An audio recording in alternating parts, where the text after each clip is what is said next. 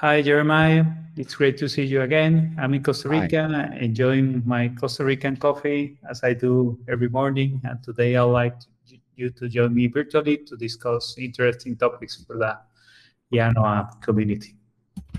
Good morning from Silicon Valley. It's not even dawn, but I'm enjoying some tea with you. Cheers. Amazing. Have you been in Costa Rica? I I have never not. asked. No, Let's make that but happen. absolutely, absolutely. And what about LATAM? Which Not countries have much. you visited? Mainly just well, through the Caribbean, Mexico, but I haven't spent too much time. Okay. Okay. Well, maybe in the next year you will have more Yeah, well, I'd love to interesting do things to do here. speaking at conferences. Usually I'm speaking at conferences throughout Silicon Valley and United States. I've spoken all over the world, was in Japan 2 weeks ago with Blitzscaling speaking. So I'd love to talk about what's happening in Silicon Valley. Sergio, I've been here for 27 years in Silicon Valley. And in case you're wondering if you're looking at us, I'm in a trailer, a camper van. It's called an Airstream. It's a luxury one. I live in a house, by the way, and I'm in the Silicon Valley Hills. So I've been observing tech for 5 tech waves here in Silicon Valley. Okay. Okay. Well, you probably have the best set of all. Can you share the story behind Blitzscaling? What Absolutely. inspired you and your partners to start it? Sure. So blitzscaling is based upon the Stanford class that Chris Ye, my friend for 20 years, and he's a graduate of Stanford, who taught that class. He was invited to teach it with Mr. Reid Hoffman. Reid Hoffman is one of the PayPal mafia, one of the original team. He also is the founder of LinkedIn, and he is one of the first investors in OpenAI, Facebook, Airbnb, and he's on the board of Microsoft. So Chris and Mr. Hoffman taught the class at Stanford called Blitzscaling, which was to find out the secrets of Silicon Valley. Why do companies grow to global scale in Silicon Valley? And they figured it out. And they resulted in publishing a book called Blitzscaling, which is in many languages. And it was published a few years ago. As a result, Chris founded, along with two other partners, Jeff Abbott and Scott Johnson, Blitzscaling Ventures. And I'm actually an LP in the first fund, which started around 2020, 2021. And I was invited to become a general partner in this next fund, which is the AI fund, which I lead. We're based in Palo Alto. Chris has been here for around 28 years as well. We've been friends for 20 years. So that's the story of Blitzscaling. Wow, amazing, amazing, and it's great to from Latin America to have someone from Silicon Valley to share experiences because sometimes, at least from here, you see Silicon Valley very far away, but not necessarily that has to be. It has to be that way. I have a question to start because AI is an amazing topic. I was in a meeting with the family office yesterday, and we were talking that hey, about 2 years ago, and please correct me if I'm wrong, nobody knew about AI, and now even in restaurants you see something Yeah. related to AI because everybody have to be in the trend. Um, how do you see AI actually? Because for many family offices that are more traditional, focus on work preservation, they see AI everywhere, and sometimes it's okay, but what exactly is AI? What could be a good definition, at least for this type of audience? Sure. We can approach it with a few different lenses. First of all, there's maybe two major types of AI that the market is talking about now. The first type is called predictive AI, which would result in machines trying to understand what we want. That might be your Netflix, your YouTube, a marketplace, an Uber, e-commerce, Amazon, right? So it figures out who you are, what do you want, and recommends products and services and media. The new type, which just really birthed around 2 years ago, to your point, Sergio, is generative AI. When it can start to use natural language, Spanish or Brazilian Portuguese or English, and speak to us or write to us or generate images or videos or even music. Of course, there's other versions like computer vision where it can see the world around you. But when you combine both predictive AI and generative AI, really powerful things happen where it can start to simulate. This is the key insight, where it starts to simulate human behavior. When it starts to solve problems like a human would, like a human worker would. And this results in humans becoming more productive and efficient. And in many cases, it results in the AI systems doing things better or faster than humans could not have done in some type of use cases. So this is why the world is abuzz on AI. There's incredible business opportunities. Right now, Silicon Valley is truly a buzz. Let me give you some stats, Sergio. So in Silicon Valley, around 1/3 of the billboards on the major freeway are about AI. And most of those are every big tech company in the world that is now proclaiming they have AI features. San Francisco is the home to the largest AI companies like OpenAI and Anthropic, Google, Meta, and beyond. And they're mostly in San Francisco Bay Area. There are 100 AI events in the San Francisco Bay Area per month. Sergio, Wow. that's 3 to 5 per day. On the weekend, there's even events as well. And typically there's 2 hackathons each weekend. A hackathon is typically 200 to 300 AI developers who are working together on their day off, building new products. So I attend 3 AI events per week on average. That's my role within the firm, is for Silicon Valley deal flow. I have never seen a boom this big. I've been here since .com. This is something like unlike we've ever seen before. So that's just kind of a report defining what AI is, the types, and how big it is in Silicon Valley. Okay, I was about to mention the .com because from an investment point of view, we could compare it both both moments. I mean, if you're an early adopter, it sometimes people say, okay, imagine if I had invested in, I don't know, Amazon, Google, whatever. So you see it similar? Yes. Yeah, we see it as pretty similar to the .com boom, but we think this one is bigger because it leverages all of the tech waves, not just .com, e-commerce, and media, but also the mobile wave, the social wave. We're even seeing blockchain connect to it, the sharing economy, marketplaces.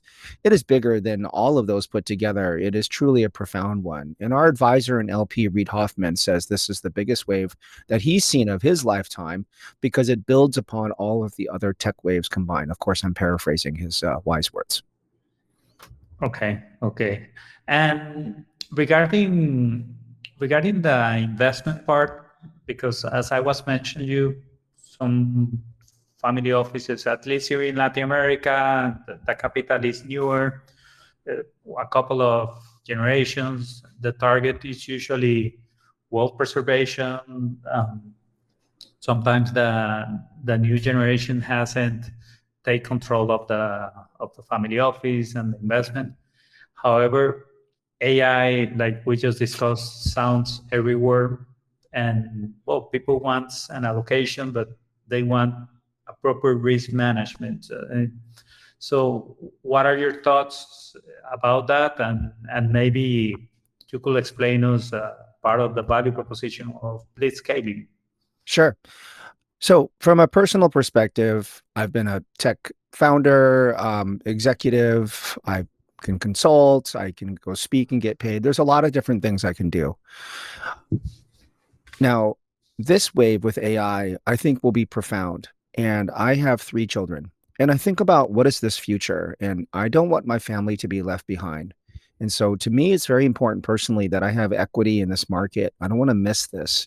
I think this is I don't even know what types of jobs will be around exactly for my children. So it's really important that I take care of those that are within my household to ensure that we have equity in this really profound, innovative AI movement. So I just wanted to share that personally, like on some of the motivations on why I think this is really important.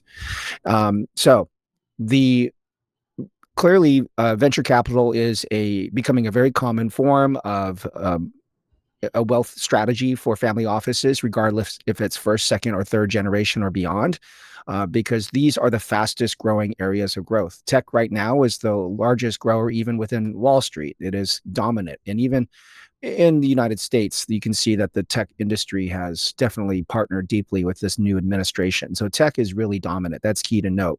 But we're not talking about purchasing Wall Street. This is about the emerging startups that are going to be rapidly growing.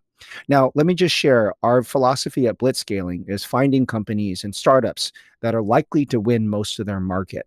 And we've identified that they do this through two major strategies. One is that they have viral effects, and that means that they naturally grow. Sometimes the term is called product-led growth. And then secondly is they have network effects. As more users and customers participate, whether it's B2C or B2B, the value increases, resulting in loyalty. And when you have these two things in combination, and that's what we look for, they end up becoming the winner that takes the most of their market. Now, let me give you some examples how that's happened in the past. Amazon has done that, Google, Facebook, Microsoft, Apple, PayPal, Airbnb, Uber. All of those companies have, and on the B2B side, it would be Slack and DocuSign and Box and Adobe and Salesforce. Now, all of those companies have both product-led growth viral effects and network effects, and it results in them winning most of their market. Now, to your question on how does this become part of your wealth strategy? Well, obviously, I can't give you any specific advice, but placing bets, wise bets on the fastest growing sector, which is technology, and finding the new startups that could be the world changers, the earth shattering movers that forever change industries is really what I'm looking for in my space.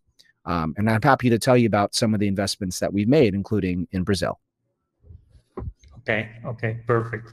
Before entering to that, I'm sure that, well, some people might be thinking, wow, and Ray Hoffman is in the team. So that's, I remember an event we were some months ago, and you were saying, hey, that's an unfair advantage because part of the betting process, he's active, right? I mean, Yes. in the betting process, it's not just like the picture in there, like some other Sure. will do.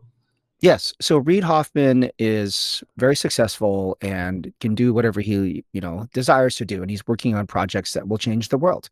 So he is our advisor. He's not an active GP, just to be really clear. And he's one of our major LPs across both of the funds. Of course, this fund is based upon the book that he co-wrote with Chris. Yay.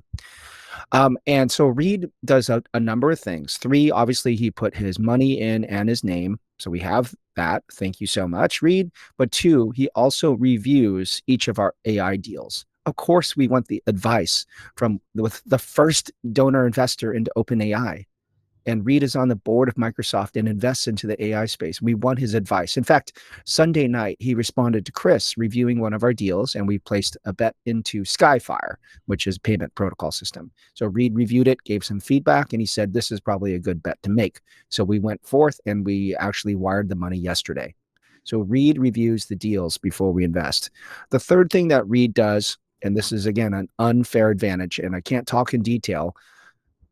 Actually, I'm sorry, I can't even talk about it. But Reid gives us opportunity to things that other people will not get to. So we'll break some news on this in the future. Okay, perfect. Let's talk about some case studies or cool investment from your portfolio. And if you have an example by any chance from Latin America, it would be amazing. Sure. So we often are investing in startups that will go global. Again, our thesis is about they become the winner that takes the most of their market. So just assume that most of our portcos will go global. In fact, that's pretty much a trend within Silicon Valley, right? Startups do that. So typically, by the way, just to share for the family offices that are investing, startups come from all over the globe, but typically they get their pre-seed and their early investments in their local market. And then what typically happens, and the data from Carta shows this, is that they fly into San Francisco and they get their seed round within Silicon Valley and San Francisco. That's very normal behavior. So my job is deal flow here in Silicon Valley. And Jeff Abbott, one of the partners here at Blitzscaling Ventures, a co-founder, he runs AI Salon, which is global. In fact, he has an event series, that AI Salon. It's been in Sao Paulo, Buenos Aires, Cali, Colombia, Bogota, and Santiago, and it's spreading throughout Latin America. And Jeff speaks Spanish as well. So Jeff runs our international growth, and then I'm focused on Silicon Valley. And one of the things Jeff told me is that at one of the AI Salon events in Latin America, he was hearing about Crew AI, which comes out of Sao Paulo. And Crew AI is one of our portfolio companies, and the founder is Joao. And also Rob, the COO, has been a contact of mine for over 15 years. So I have that relationship with them. And we connected, and I reached out, and we were exchanging notes, and we were able to put an investment in their oversubscribed round. Crew AI, what is it? It is enterprise AI agents. Now, agents are autonomous software that can complete tasks on behalf of humans if you're not there. For example, Sergio, you could eventually have your AI agent schedule this podcast and then also publish on social media, could read your emails and fill out your expense reports and book your flights and order your food. It can do things on your behalf, like you have a group of workers that can help you. So Crew AI is the leader in the enterprise space, and we analyze the market to ensure that's the case. Well, they're competing with one other called LangChain. So those two are dominant, even though there's dozens of companies in the space. Now, Crew AI is open source, and this is important because it means their product spreads, right? Many people can use it at low or no cost. And that goes back to our thesis, which is the viral effects it actually spreads.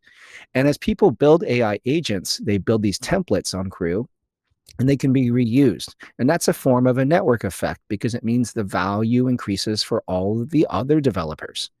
Today, Crew has partnerships with Microsoft, IBM, SAP, and deeply partnered with KPMG to roll these out into enterprises. So that's one of our investments, Enterprise AI Agents, which is Crew AI out of Brazil.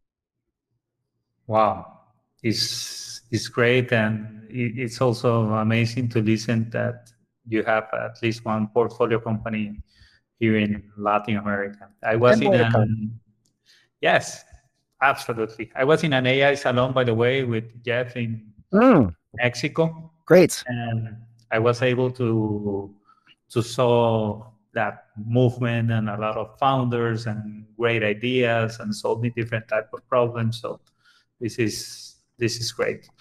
You know what? Other... I forgot to mention AI Salon is Yes. also obviously in Mexico City, Hermosillo, San Pedro Garcia as well. So in multiple places, it's spreading, and also it'll be in the Caribbean.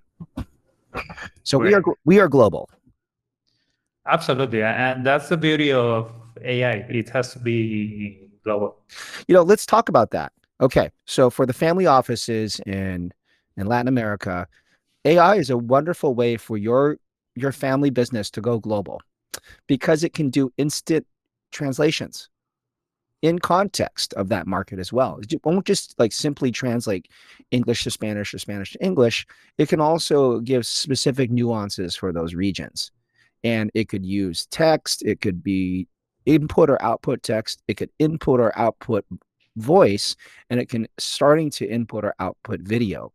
So if your family office holdings, your traditional business that your family has created, wants to go global, these are wonderful things for your existing estate.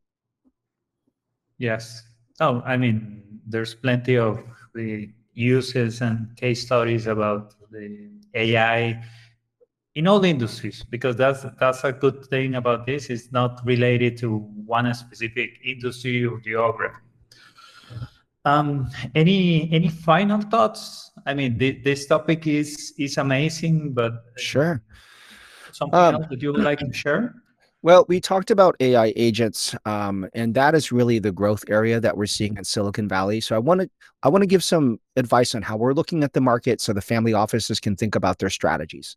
All right, so maybe we could talk about the AI tech stack. So at the bottom layer is the data layer. And so for any family office that has existing businesses, that data that your organization, your company is creating and that's private, that's a gold mine.